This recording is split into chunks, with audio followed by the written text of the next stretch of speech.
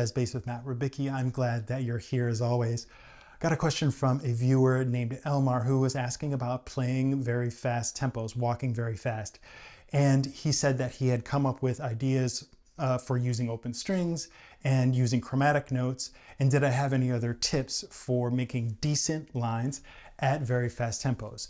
And that gave me pause because I'm thinking about, well, what does that really mean? I think what you're asking, Elmar, is about the issue of playing fast and playing decent lines, because a decent line is a good line no matter the tempo, and all the same rules basically apply. But hopefully I can share a couple of ideas that might make it a little bit easier to execute a decent line at a fast tempo. So like anything, when you're working on something that is a little bit unfamiliar or you want to up your level, you want to isolate sections of a tune, for example, into little bits and figure out what you want to navigate and what sounds good to you and what feels right under your hands. And we'll get into that a little bit more in a second. But basically, you're trying to figure out for yourself what sounds good, and you're trying to navigate between 4 bars, for example. Can you find some interesting ways to get around there that you can execute well and comfortably? That's one thing. And so a good line is a good line, no matter what. Also, it's helpful to remember, what do we mean by really fast? Like, it's not the same for everybody, right? Of course, we're always trying to push the limits of what we can do, but your very fast may not be somebody else's very fast. And so be gentle with yourself. Oftentimes, it takes time to work up to being able to play really fast, and that's okay. Be gentle with yourself. So a few ideas specifically that might help. Elmar mentioned using open strings and using chromatic notes. And chromatic notes, it's true, that is very helpful, but I want us to consider one thing about that, which is that if you're doing a lot of chromaticism in a row, that means you've got to shift. And if you've got electric, then you've got 4 notes under your fingers. On upright, we only get 4 notes chromatically if we're using an open string. So if I want to use a lot of chromaticism, that involves a lot of shifts. And that is sort of the enemy, so to speak, of playing super, super fast. The more shifts you're doing, the more time, more opportunity for us to miss the time and to kind of lag behind, because that little bit of time it takes to shift. So minimizing shifting is actually really, really helpful. And incorporating open strings into that is also extremely, extremely helpful, yes. What I want to invite you to think about is to use the open strings, if you're not already thinking about this, as regardless of what the key is. In other words, use the open string as a tool. Do not think about how it affects the harmony. In passing at very, very fast tempos, the ear will forgive a wrong note, so to speak, against a chord, because it's going by very fast, but it's giving your hand a break, a chance to make some kind of shift or some kind of change that we need to make. So yes, open strings, but using them almost in a rebellious way, where you're using them just no matter what the key or the chord is. So as you'll hear me do my best to play very fast tempos in the examples here in this video, I am absolutely using lots of open strings, especially open G, to get me around and give me a little bit of a lock into the next kind of thing I'm doing. It's a little bit of a link to allow me to move fingers and hand.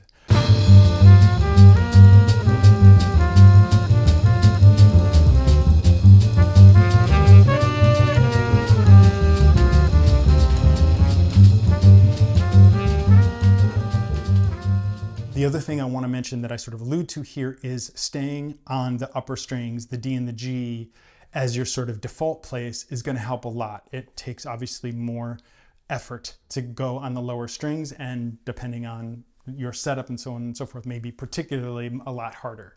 Not that you don't want to use them, but if you sort of default to using this sort of lighter part of the string, it's going to be helpful because you're exerting less energy. And to that end, it should be absolutely part of your core that when we are trying to play very, very fast, you are really lightening up a lot. In fact, today I fought with 47,000 takes of trying to play this super, super fast, where I kept trying to tell myself to play softer, lighter, lighter, lighter. And it's hard for some of us like me, but that will absolutely work a lot. And you can play a lot softer than you think, a lot gentler than you might think. But experiment on your own. And to that end, I want to talk about sort of play-alongs and how this can help. I have found at the beginning of learning to try to walk fast, the absolute critical thing for me was the Burn-In CD from Jamie Aebersold. And part of the reason I have suggested Aebersold's over iReal before is that at least it's a live player. And I also use, as I've talked about the feel book, real players playing at fast tempos makes a big difference. What's cool about Aebersold is a couple things, that there are, every tune on there is intended to be on the upper level of fast. And there are a couple sort of bookends of like very approachable and then quite a difficult tempo. And so if you're sort of, really working on that every day, you can skip from one to the next and progress from one speed to the next and so on and so forth, sort of test yourself and test out these sort of things that we're talking about now. Where can I use open strings and so on and so forth. Not only that, but on the Aebersold, they have a version of Cherokee where it's not that fast, but it goes through all 12 keys. There is one chorus per key. So to do it all takes a long time. But what's really cool about that is that if you do it, you discover not only that you know the tune, you will know the tune better, but you find different ways to navigate chord changes that are common in different keys in a way that helps at a faster tempo. What I mean is, if we're playing in B natural, we don't technically have any open strings to deal with, right? So that will force you into a corner of trying to figure out some lines that work in B, and that's going to inform lots more. And so you go through 12 keys. It's very, very helpful. You can also set that up in iReal Pro as well, that you can do practice things where it changes keys every chorus or however you choose. So I like that about the Aebersold as well. What I like about the digital ones, like the feel book, is that you can adjust, as you know, you can adjust the tempos. And it might not sound the best, but it can give you the ability to, again, push yourself. Let me play for you a little bit of what I try to do when I am struggling, which is something that Lauren Pierce has called shock tempo. I don't know if she came up with that, but nonetheless, the idea is to make a tempo that is much faster than what you are at all comfortable doing, so that you're like lifting heavier weights, so that when you are ready to try to get to your goal weight, you're ready. But obviously you don't want to do it so much that you tire out your muscles. But here's me trying at either 430 or 450 to play Cherokee and definitely failing.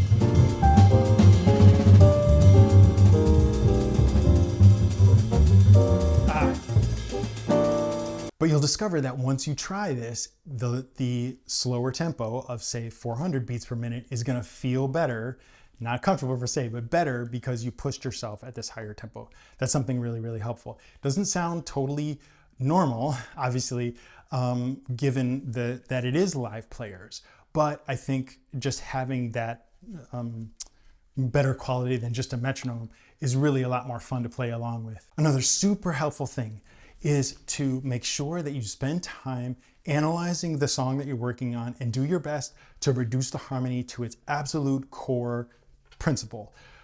I did a couple videos talking about reducing rhythm changes, which is normally played fast, to a much simpler harmonic idea. Basically, like the A's could almost all be B flat major for 16 bars. And so taking any tune like that and reducing it is going to be really, really helpful if you're in a bind. For example, if we look at Cherokee, we know we have 2 bars of B flat major, and then typically there is a 2-5 going to E flat major. So 1 bar of F minor 7, 1 bar of B flat 7. And like always, you can dismiss the 2 entirely and just think about the 5. So wherever you can reduce 2 5s to a 5, that's great. If you can even reduce it further so that you are just thinking in bigger chunks of just this is all major here, or this is all in the minor tonic sound, that's going to help you a lot in being able to not be locked into thinking, as I said, chord, every, every other beat or whatever it is. So analyze and reduce, super helpful. The other thing is that you want to try to think in really big phrases. So do not think 1, 2, 3, 4, 1, 2, 3, 4, 1, 2, 3, 4, 1, 2, 3, 4. Especially don't think of, I'm saying even the time like that, not just the chords, but don't think of the beat like that. Think 1, 2, 3, 4, 1, 2, 3, 4, 1, 2, 3, 4, 1, 2, 3, 4, 1, 2, 3, 4, 1, 2, 3, 4, 1, 2, 3, 4, 1, 2, 3, 4. Ba, ba, right? And you can practice, but like if the tempo is 1, 2, 1, 2, 1, 2, 3, 4, 1, 2, 3, 4, 1, 2, 3, 4, 1, 2, 1, 2, 1, 2, 3, 4. 1, 2, 3, 4, 1, 2, 3, 4, 1, 2, 3, 4, 1, 2, 3, 4, 1, 2, 3, 4, 1, 2, 3, 4, 1, 2, 3, 4, 1, 2, 3, 4, 1, 2, 3, 4, 1, 2, 3, 4, 1, 2, 3, 4, 1, 2, 3, 4, 1, 2, 3, 4, 1, 2, 3, 4, 1, 2, 3, 4, 1, 2, 3, 4, 1, 2, 3, 4, 1, 2, 3, 4, 1, 2, 3, 4, 1, all right? 1, 2, 3, 4, 1, 2, 3, 1, 2, 3, 4, 1, 2, 3, 1, 2, 3, 1, 2, 3, upside, da da da da da da da da da da da da.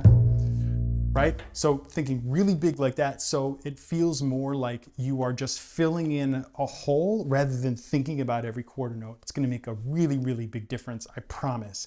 If you can get even bigger than that, all the better. So if you can think in Cherokee of the first 4 bars as one big phrase, essentially, you're only thinking about getting to E flat in bar 5, that's going to help a lot too, I promise. And the other thing that I want to talk about is that it is absolutely very acceptable to not only repeat notes at fast tempos where it is comfortable and helpful, but it's also super helpful to repeat phrases. For example, Ray Brown has a tune called Up There that he wrote that's a fast rhythm changes in A flat, if I'm not mistaken. Could be D flat, but nonetheless, it's like, you know, this line that goes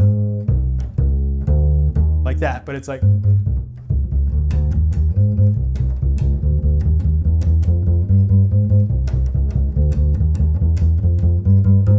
I mean, it's a little bit corny, right? But part of what I'm talking about here is starting to allude to is that we need to just be able to sort of hang with it and just try to keep the time, and the notes become less important. Whatever it takes for you to get through is part of the point. And I want to encourage you and invite you to have that attitude of like, okay, this is really our core job here, to just try to keep the time going and do our very best to like do something that relates to the harmony, right? Like, of course we should be pushing to try to make it perfect or better than we can do in the moment.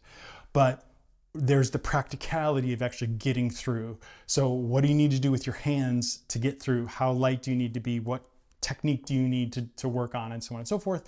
And note-wise, what do I need to just try to keep those quarter notes going relentlessly so that there is no sort of break in that? You'll find, I think, when you start to find tempos that are more challenging, but you're able to sort of feel like when you're practicing it, oh, I think I can get there. I think I can get there. And you sort of lock in with the drums. It becomes, you yourself let go of that sense of note choice, in my experience. And you emphasize more the feeling of locking in with the drums because it feels so much better. And that's what our ear wants, and that's what the listener wants, and so on and so forth. Sometimes though, in certain tempos or certain keys, repeating notes is actually not easier. So we have to be decisive about that and sort of make choices based on the key and the tune and so on and so forth. I hope that a few of these ideas were helpful for you. I know it's pretty basic, but at the same time, I think that maybe it's helpful to hear it again if you've heard it before. Thanks for joining me today. As always, look below for a PDF, and always remember, straight ahead and strive for tone.